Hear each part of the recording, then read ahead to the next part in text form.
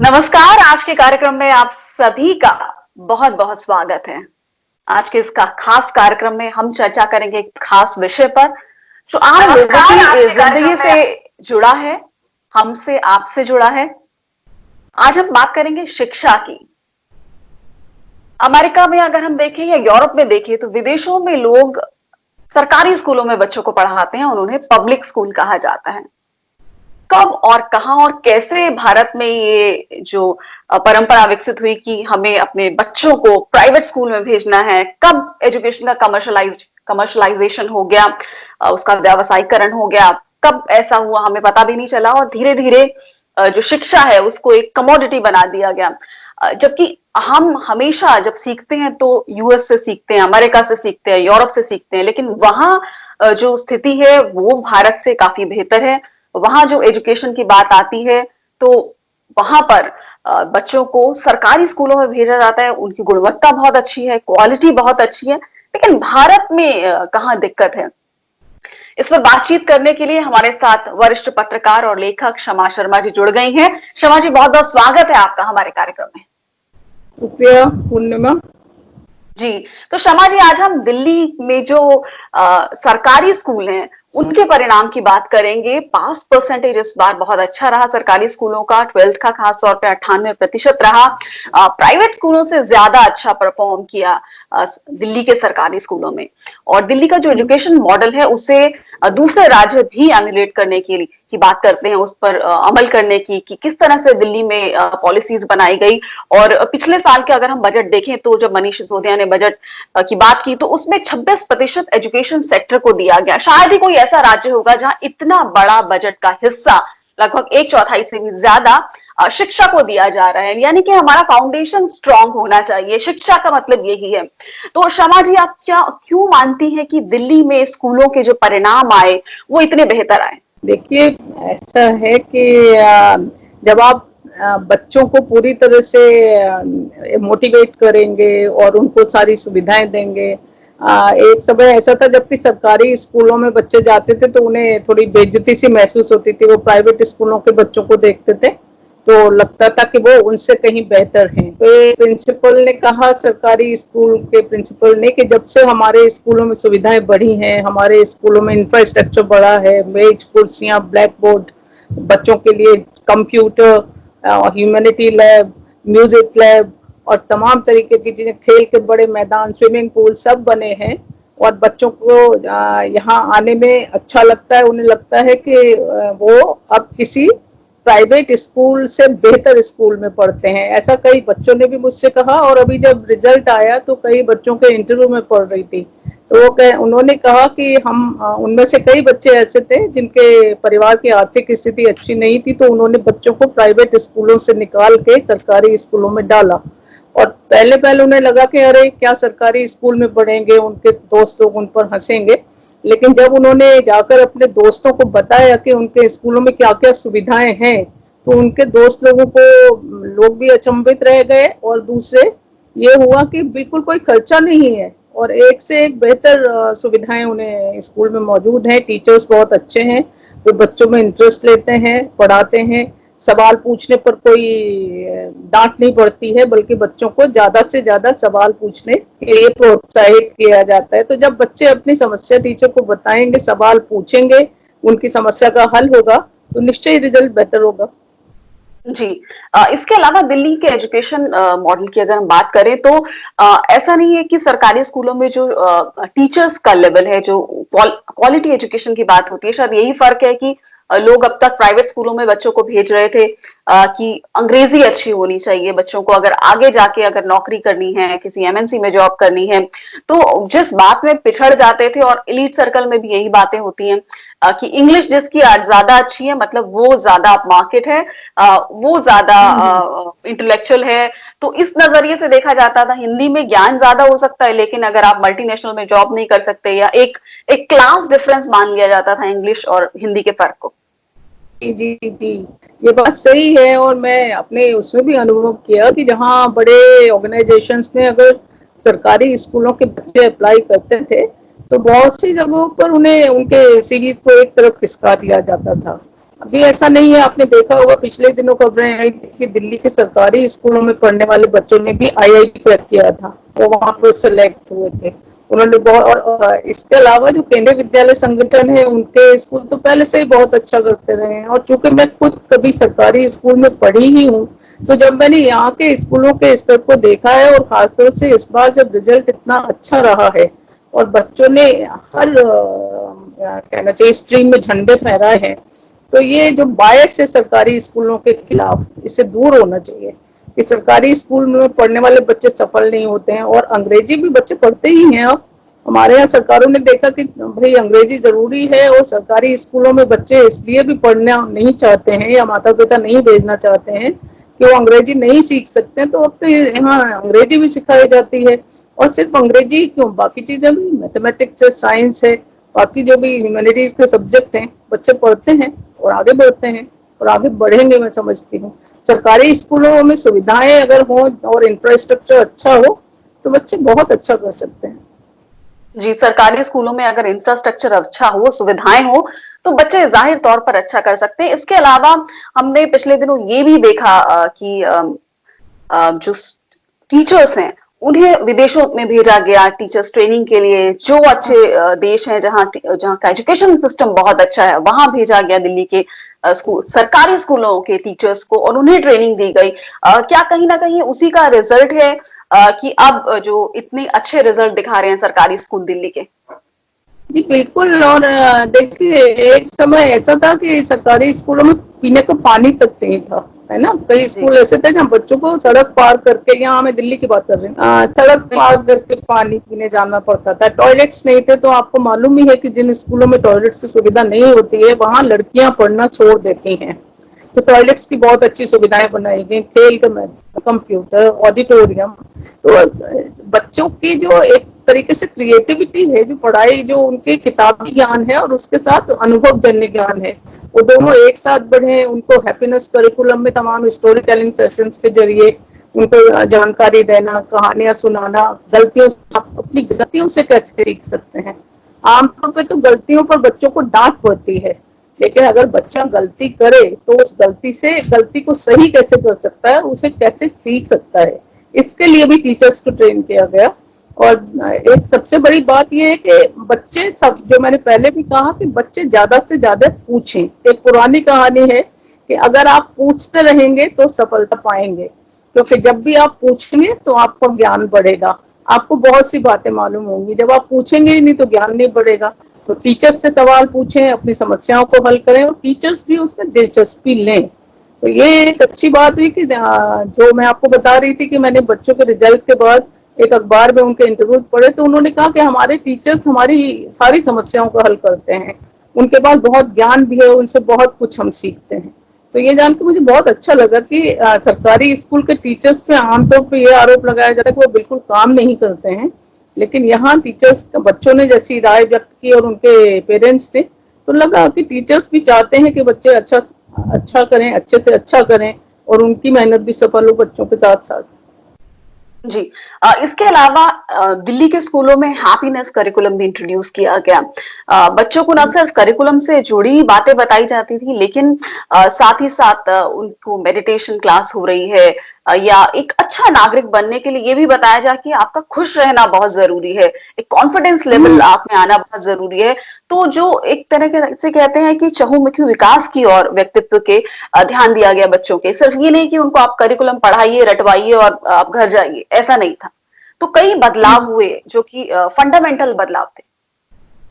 इसके अलावा एक ग्रेटिट्यूड वॉल, मतलब थैंक्स गिविंग। अगर मेरे साथ किसी ने अच्छा किया है, मैं किसी के प्रति बहुत अच्छा सोच रखता हूँ, किसी अध्यापक के प्रति, किसी अपनी दोस्त के प्रति, किसी साथी के प्रति मेरे मन में कोई अच्छी भावना है, मैं उससे प्रभावित हूँ, मैं उसके सच बोलने की आदत से, उसके अच्छा खेलने की आदत से, उसके दोस्तों की मदद करने की आदत से, उसका किसी की, क्या किसी पक्षी, किसी पेड़ की देखभाल करने की आदत से प्रभावित हूँ, तो मैं उस ग्रेटिट्यूड वॉल पे लिख सकता हूँ, ये उसे धन्यवाद दे सकता हूँ, उसकी तारीफ कर सकता हूँ। तो हमें एक दूसरे की तारीफ करना भी आना चाहिए, और ये हम बच्चे को बचपन से ही सिखाएं। एक दूसरे से कॉम्पिटिटिवनेस, एक दूसरे से स्पर्धा एक दूसरे से ईर्ष्या की भावना के मुकाबले दूसरे को धन्यवाद देना बड़ी बात है। ये भी स्कूलों में ग्रेटिट्यूड वॉल बनाई गई और उनमें बच्चे लिख लिख के बताते थे कि किस चीज ने प्रभावित किया, कौन सा दोस्त अच्छा लगता है, कौन से टीचर अच्छे लगते हैं, कौन से टीचर अच्छा पढ़ाते हैं। तो ये बातें भी अच्छी है। मैं समझती हूँ कि सिर्फ दिल्ली ही नहीं, बाकी अपने देश में जहाँ भी सरकारी स्कूल हैं, जहाँ सरकारें इतना भारी पैसा भी खर्च करती हैं, उन्हें इससे सीखना चाहिए। जी। इसके अलावा कई बातें हैं जो दिल्ली के सरकारी स्कूलों को के बेहतर स्तर को बताती हैं, क्यों वो सफल हुए ये बताती हैं। मैं आपसे ये जानना चाहूंगी कि जब हम विदेशों की बात करते हैं, जैसे भारत में प्राइवेट स्कूलों में पढ़ाने का बहुत चलन है, कि प्राइवेट स्कूल ज्यादा अच्छे होते हैं, जाहिर तौर पर कंपैरिजन जब हुआ, और देश भर की भी बात करें तो भी। लेकिन विदेशों में, अमेरिका में या यूरोप में, वहां पर पब्लिक स्कूल बेहतर माने जाते हैं। वहां पर सब बच्चे जो जाते हैं वो सरकारी स्कूलों में जाते हैं, उन्हें पब्लिक स्कूल कहा जाता है, और उनका स्तर बेहतर होता है। ये क्यों हम नहीं सीख पाए और दिल्ली में हमने ये बदलाव देखा? ये बहुत अफसोसनाक है कि हम वैसे तो बात समानता की करते हैं, सारे बच्चों को पढ़ने का मौलिक अधिकार भी है, आरटीआई राइट टू एजुकेशन भी है, आरटीई है, लेकिन अगर जमीनी स्तर पे हकीकत में देखें तो ये है कि हाँ, अपने जो भी मेरी साधन संपन्नता है उसके हिसाब से मैं बच्चे के स्कूल को चुनती हूँ। पेरेंट्स ऐसा चुनते हैं और माना यह जाता है कि जितना बड़े ब्रांड का स्कूल होगा बच्चे की सफलता वहीं से मिलेगी। तो ऐसा नहीं होना चाहिए। मैंने भी यूरोप में बहुत से स्कूलों को देखा है और वहां मैंने देखा कि इस तरह का कोई भेदभाव नहीं है, बड़े से बड़े आदमी का बच्चा वहां पढ़ता है। वहां कोई हीन भावना नहीं आती कि जी ये सरकार द्वारा संचालित स्कूल है, इसमें हम पढ़ा रहे हैं, बल्कि इनफैक्ट यहाँ से जो लोग जाते हैं उनके बच्चे भी वहीं पढ़ते हैं। जबकि अगर वो यहाँ होते तो हो सकता है किसी बहुत बड़े नामी स्कूल में, जिसमें उनकी शायद फीस देने में आधी तनख्वाह निकल जाती, वो उसमें करते, लेकिन वहां मैंने ऐसा नहीं देखा। तो ये बातें अच्छी लगती हैं और इससे हमें सीखना चाहिए कि स्कूली शिक्षा में कम से कम बराबरी होनी चाहिए। मुझे याद आता है कि जब मैं पढ़ती थी और सरकारी स्कूल में ही पढ़ती थी तो वहां पे कोई ऐसा भेदभाव नहीं था, लेकिन इन 50-60 सालों में विकास के नाम पे हमने ये जरूर किया है कि एक बड़ी खाई गरीब और अमीर के बीच में, साधनहीन और साधन संपन्न के बीच में दिखाई देती है, जो कि अच्छी बात नहीं है। अगर हमें अपने आगे की जो जिसको कहना चाहिए ग्रोथ को देखना है, तरक्की को देखना है, तो हमें बच्चे में कम से कम भेदभाव को कम करना पड़ेगा और ये सरकारी स्तर पर ही हो सकता है। और अगर दिल्ली के सरकारी स्कूलों में इतनी अच्छी बातें हो रही हैं, इतनी अच्छी चीजें, बच्चे स्विमिंग कर रहे हैं, ये सबसे मुझे बहुत दिलचस्प लगा कि सरकारी स्कूल में स्विमिंग पूल में बच्चे स्विमिंग कर रहे हैं।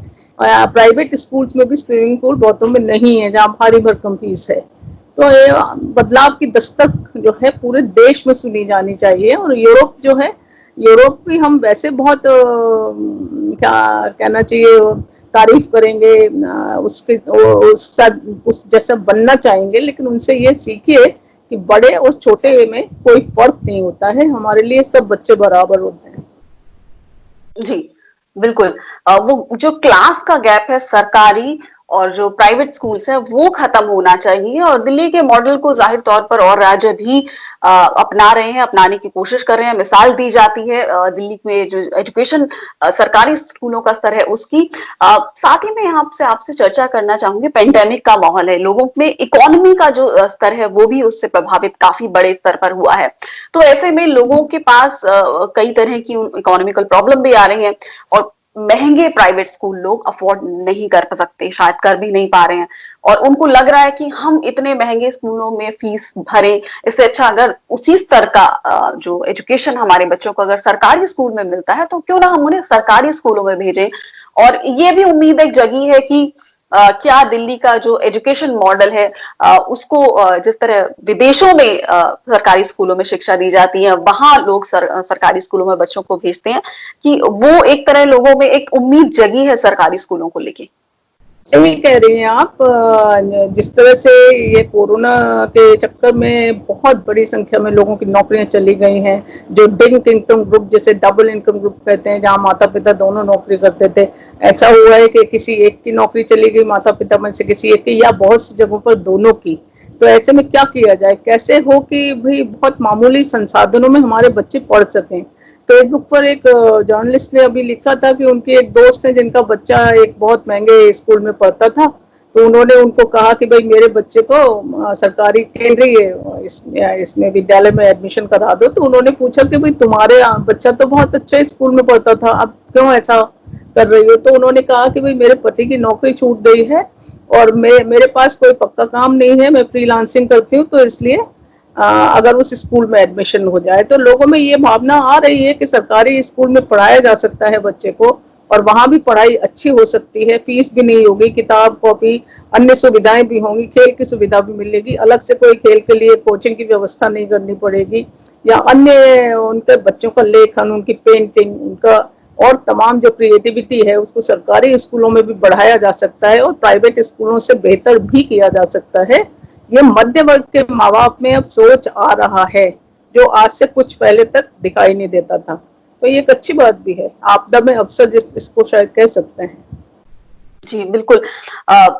लोग एक उम्मीद देख रहे हैं, विकल्प उनके पास आ गया। ये विकल्प पहले नहीं था कि सरकारी स्कूलों में शिक्षा का स्तर इतना खराब था, बिल्डिंग खराब थी, कोई सुविधाएं नहीं थी, मतलब बेसिक फैसिलिटी आप बता रहे हैं कि टॉयलेट तक नहीं था। अब ये टैक्स पेयर्स का पैसा है, उसका सही तरह से यूटिलाइजेशन नहीं होता रहा। उसकी उसकी भी वजह ये है कि आपने स्कूलों की स्थिति हमने इतनी खराब देखी सरकारी स्कूलों की।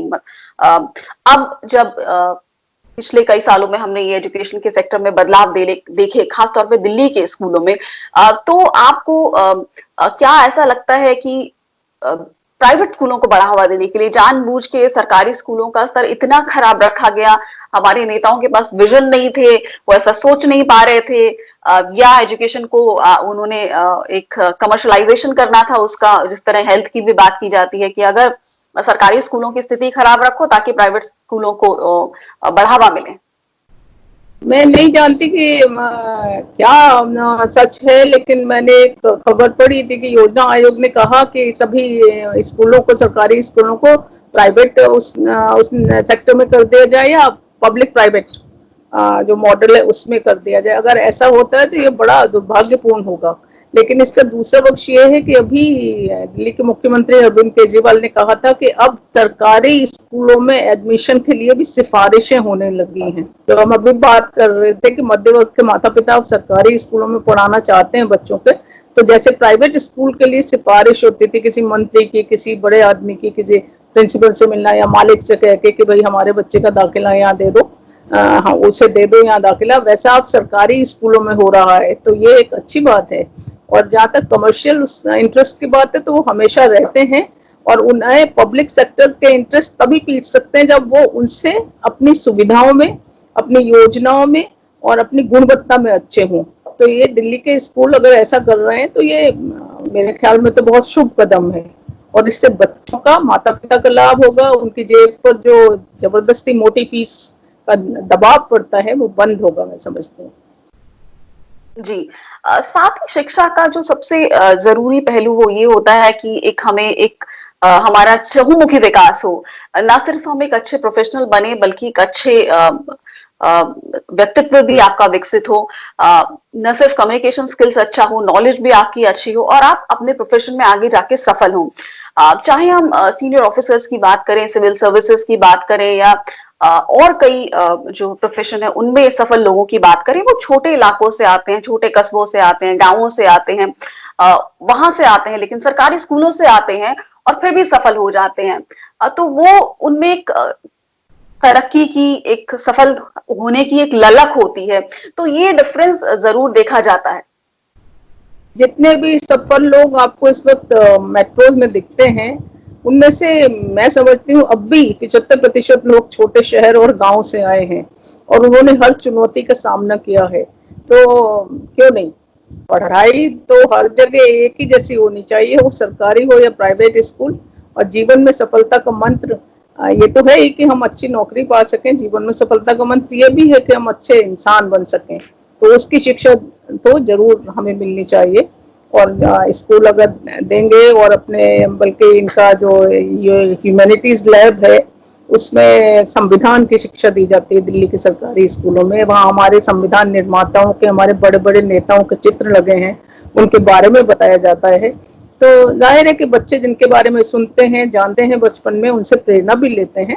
तो जो भी सफलता के मंत्र हैं वो अच्छा इंसान बनाने की अगर प्रेरणा दें तो इससे अच्छी कोई बात नहीं है। जी बिल्कुल।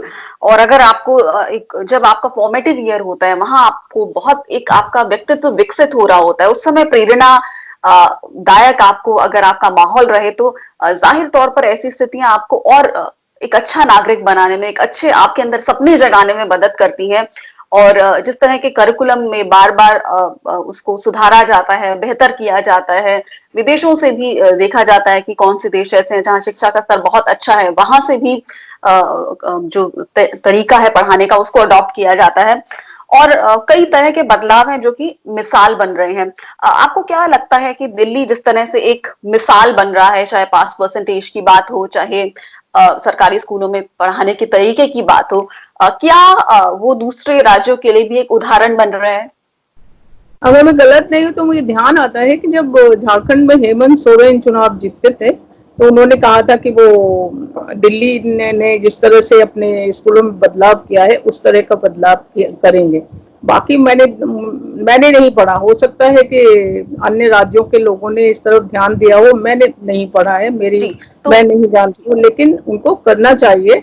क्योंकि क्या फायदा है कि आप स्कूल खोला हुआ है लेकिन उसकी बिल्डिंग खराब है, कहीं ब्लैक बोर्ड नहीं है, कहीं बच्चे महीनों स्कूल नहीं जा पाते हैं क्योंकि बाढ़ का पानी भर गया, कहीं बच्चों को नाव से जाना पड़ता है, कहीं बच्चों को तैर के जाना पड़ता है। आज भी हम लाल बहादुर शास्त्री जी के बारे में सुनते थे कि वो नदी तैर के स्कूल जाते थे, आज भी मैंने एक फोटो देखा था जहाँ एक बच्चा तैर के स्कूल जा रहा है। तो इस तरह का क्यों है ऐसा? और जबकि गांव में भी आज टीचर्स को अच्छी सैलरी मिलती है, गांव में भी अच्छे सुविधाएं दी जा सकती हैं अगर कोई चाहे तो। और इस पे राज्य सरकारों को जरूर विचार करना चाहिए। जी बिल्कुल, राज्य सरकारों को इस विषय में जरूर विचार करना चाहिए कि दिल्ली में 2019-20 में जो एजुकेशन सेक्टर में जो बजट था वो 26% था, पूरे दिल्ली के जो बजट था उसका। दिल्ली सरकार ने जब ये बजट पिछले साल अनाउंस किया तो उसमें इतना बड़ा हिस्सा, आधे से ज्यादा, चौथाई से ज्यादा हिस्सा, 26% एजुकेशन सेक्टर को दिया। जाहिर तौर पर ये दूसरे राज्यों के लिए भी एक मिसाल बनना चाहिए, क्योंकि दूसरे राज्यों में शायद इतने बड़े बजट को अब तक शायद हमने नहीं देखा होगा कि एजुकेशन सेक्टर को डेडिकेट किया गया हो। तो जाहिर तौर पर काफी सुधार हुआ है दिल्ली का एजुकेशन मॉडल, ये भी कहा जा रहा है, एक हिस्ट्री है अपने आप में, एक मिसाल पेश की है। और विदेशों में जिस तरह हम देख रहे हैं कि सरकारी स्कूलों में बच्चे पढ़ते हैं, हमें बहुत कुछ सीखने की जरूरत है। हमारे जो पॉलिसी मेकर्स हैं उन्हें ये ध्यान देने की जरूरत है कि दूसरे राज्यों में कि किस तरह से एजुकेशन जो है वो किस हमारा जो फाउंडेशन बनाता है एक बच्चे के व्यक्तित्व के विकास में, एक बहुत अहम वो पहलू होता है, वो पड़ाव होता है जिंदगी का, जहां उसकी पूरी जिंदगी तय हो रही होती है। तो अगर हमारे जो जिस तरह हम कह रहे हैं हमारे बच्चे हमारा भविष्य है, वो नींव हमें मजबूत करने की जरूरत है। और जिस तरह के तमाम बदलाव लाए जा रहे हैं, वाकई वो मिसाल है कि चाहे पढ़ाने का तरीका हो, चाहे हैप्पीनेस करिकुलम हो, चाहे बजट एजुकेशन सेक्टर को देने की बात हो, तो अगर कोई भी व्यक्ति सफल होना चाहता है तो वो सफलता उसकी एजुकेशन, वो किस तरह की उसको एजुकेशन स्कूल लेवल पे मिली है उस पर भी निर्भर करता है। एक बार फिर शमा जी, मैं अंग्रेजी और हिंदी के फर्क पर आना चाहूंगी। ये अब हम क्या उम्मीद देखते हैं कि जो अब दिल्ली के सरकारी स्कूलों में पढ़ने वाले बच्चे हैं उनमें जो एक हीन भावना होती थी अंग्रेजी को लेके, वो कम होती दिख रही है? जरूर हो जाएगी। और वैसे भी मैं सोचती हूँ कि मातृभाषाएं किसी से कमतर नहीं होती हैं। यूरोप में या बहुत से देशों में अपनी मातृभाषाओं में शिक्षा दी जाती है, उनके सारे कोर्स की किताबें उन भाषाओं में होती हैं। क्यों हम अभी तक ऐसा कोई मॉडल नहीं डेवलप कर सके हैं जहां अपनी मातृभाषा में शिक्षा देके भी हम ऊंचे उठ सकें, आगे जा सकें? हमारी मातृभाषा हमारी हीनता ग्रंथि को क्यों बढ़ाए? क्यों हम माने कि हम किसी भाषा से कमजोर हैं? हालांकि मैं अंग्रेजी या किसी भाषा के खिलाफ नहीं हूँ, सब भाषाओं को हमें जानना चाहिए, लेकिन मातृभाषा की कीमत पर नहीं। अब तक ऐसा होता है कि मातृभाषा की कीमत पर, एक स्कूल के बारे में अभी मैं पढ़ रही थी कि वहां बच्चों को ये सजा दी गई, चौथी क्लास के बच्चों को, कि उन्होंने वो हिंदी में बोल रहे थे कि वो 8 पेज लिखेंगे कि I will not speak in Hindi. तो ये अगर इसी देश में हो रहा है तो किस बात का हम हिंदी दिवस मनाते हैं, किस बात का हम हिंदी को कहते हैं कि हमारी भाषा है? मैं हिंदी के बारे में जब कह रही हूँ तो ये नहीं कह रही हूँ कि हिंदी के मुकाबले कोई और भाषा हमारी कमजोर है, लेकिन हिंदी के प्रति ये दोयम दर्जे का रवैया, ये जेड ग्रेड सिटीजनशिप, ये ठीक बात नहीं है। और इसे लगातार पिछले कितने दशकों में विकसित किया गया है एक तरीके से। और ग्लोबलाइजेशन जब से हुआ तब से तो ये बात शुरू हो गई कि अंग्रेजी नहीं आएगी तो आप कुछ नहीं करेंगे, और ऐसा हुआ अभी लोगों ने देखा, अभी लोगों ने उस जिसको कहना चाहिए भेदभाव को महसूस भी किया कि हिंदी जानने का मतलब है कि आप दोयम दर्जे के नागरिक हैं। तो ये मेरे ख्याल में बहुत जानबूझ के ऐसी बातें की गई हैं, इनको दूर होना चाहिए। हिंदी अंग्रेजी आए लेकिन हिंदी भी आए, तमिल भी आए, उड़िया भी आए, जो जिसकी मातृभाषा है वो उसे आए, वो उसमें भी तरक्की कर सकता है। ये बायस नहीं होना चाहिए, लैंग्वेज जी बायस। बिल्कुल, ये बायस नहीं होना चाहिए, जिसकी जो मातृभाषा है वो उसमें। और ये भी कहा जाता है कि समझ ज्यादा बेहतर आता है अगर आप अपनी मातृभाषा में किसी चीज को पढ़ते हैं, समझते हैं। बल्कि इनफैक्ट ये कहा जाता है कि गर्भ में बच्चा जिस भाषा को सुनता है, जब वो जन्म लेता है तो उस भाषा को बेहतरीन समझता है। तो ये अभिमन्यु की कथा मुझे अक्सर याद आती है। ये रिसर्च तो अब हुई है, अभिमन्यु की कथा तो इतनी पुरानी है, लेकिन हमने अभिमन्यु की कथा से भी कुछ नहीं सीखा शायद। जी बिल्कुल। तो बहुत बहुत शुक्रिया क्षमा शर्मा जी हमसे बातचीत करने के लिए, वरिष्ठ पत्रकार, लेखक। Thank you, thank you so कि मच। आपने दिल्ली का जो एजुकेशन मॉडल है उस पर इतने विस्तार से अपने विचार हमारे साथ साझा किए। क्यों ये बेहतर बन रहा है, क्यों ये मिसाल बन रहा है दूसरों के लिए, किस तरह की जो पॉलिसीज है वो उनमें बदलाव हुए, किस तरह बजट में दिल्ली के बदलाव हुए, किस तरह एजुकेशन पर फोकस किया गया, किस तरह जो पढ़ाने के तरीके हैं उसमें बदलाव लाए गए, और वो उसको दिखाई दे रहे हैं रिजल्ट्स में कि जो रिजल्ट है वो प्राइवेट स्कूलों से 12th का 6% ज्यादा बेहतर दिखाई दिया। 12th में बच्चों ने पास परसेंटेज बहुत अच्छी दिल्ली के सरकारी स्कूलों में दिखाई दी। और एक बेहतर व्यक्तित्व की और फोकस किया जा रहा है, ना सिर्फ करिकुलम पर तो ध्यान दिया ही जा रहा है, लेकिन साथ साथ उसके चहुमुखी विकास पर फोकस किया जा रहा है दिल्ली के स्कूलों में। शायद यही वजह है कि रिजल्ट भी इतने अच्छे दिखाई पड़ रहे हैं। बहुत बहुत शुक्रिया क्षमा शर्मा जी हमसे बात करने के लिए और इस बातचीत का हिस्सा बनने के लिए। शुक्रिया।